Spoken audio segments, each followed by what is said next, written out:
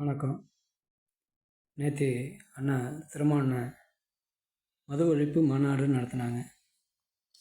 அது மது ஒழிப்பு மாநாடா இல்லை மது பிரியர்களின் மாநாடான்னு தெரியவில்லை. ஏன்னா அங்கே நடந்த சம்பவங்கள் அப்படி.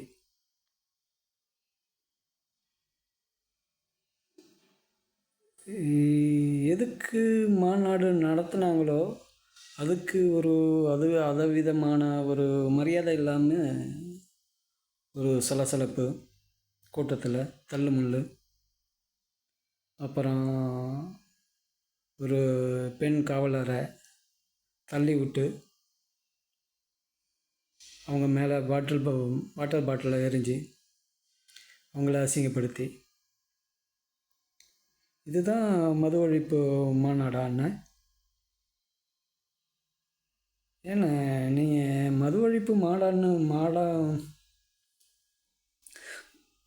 மாநாடுன்னு சொல்லிட்டு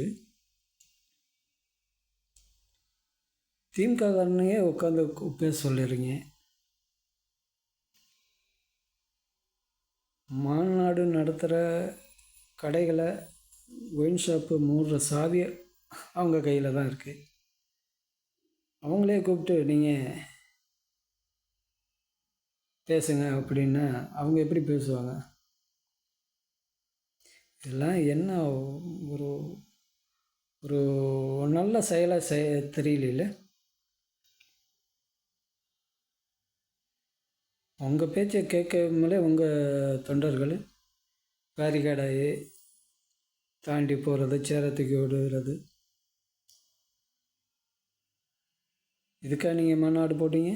நீங்கள் போட்ட மாநாடு உண்மையிலே மனசார அதை வரவேற்கணும். ஏன்னா குடியினால் எல்லா ஏகப்பட்ட பெண்கள் தாலி அறுத்து கஷ்டப்பட்டுட்ருக்காங்க. அப்படி இருக்கிறப்ப நல்ல செயல் தான். ஆனால் அவங்களோட தொண்டர்களே இப்படி மாநாட்டுக்கு வந்துட்டு தண்ணி போட்டுட்டு வந்துட்டு இப்படி அலம்பல் பண்ணுறது, இது நல்லா இல்லையே. இல்லை, உங்களுக்கும் மனசு கூசுறதில்லை?